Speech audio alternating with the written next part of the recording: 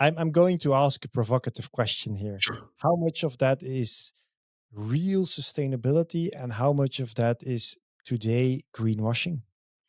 I think both is happening in the world, to be honest. But I think if you see what's happening in this world, if you see how the new generations look at this specifically, like Generation Z, like the Millennials, they will become your future guests. They are already your guests, but they will be future guests when they're in the family. Look at my children as well. When they have a family as well, they have different thoughts about how you're taking care of the world, animal welfare. Um, if you skip it, they will say, okay, that's fine, but I'm not going to your location. Currently, if we look at the different generations, it's still a broader mix with the baby boomers and also at the other side, the alpha. So it has different values. If I ask my parents, they will say, okay, take care of each other, but really about sustainability and plant-based. They look at me, I just want to have my steak or something else. So it can be a different discussion.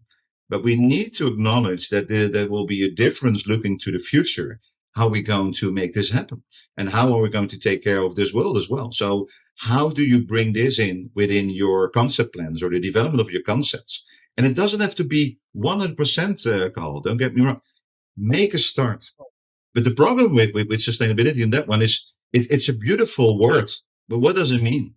Exactly. So you need to measure it. So that's why we created a system like that. We measure all the areas from CO2, but also all other elements about the ingredients, etc., to really understand where can you make the difference and how much is, for example, plant-based. I'm not saying you should do only plant-based. No, not at all. But we need to find a balance because it is reflecting the needs. And at the other side, it's taking care of the world more and more, where we're going towards 2050 in the future. As conceptual, do you have KPIs on that? Like we want 50% or 70% of our menu being in the dark green CO2 kind of area where 0.5 kilograms per meal is the max? Or do you have KPIs as a business yourself, or do you listen to the customer? No, we want to bring them in, of course, and I think we have to be realistic in that one. So we're looking at, okay, let's start at least with 25%, but we have to work with our clients so you can push it. But if you understand what work needs to be done to accomplish this, you cannot make that happen directly. So it's a movement that's going on. But we try to say, listen, let's start with the 25%. Also, if you look for the reuse of equipment, for example, we started a new platform as well with other consultants.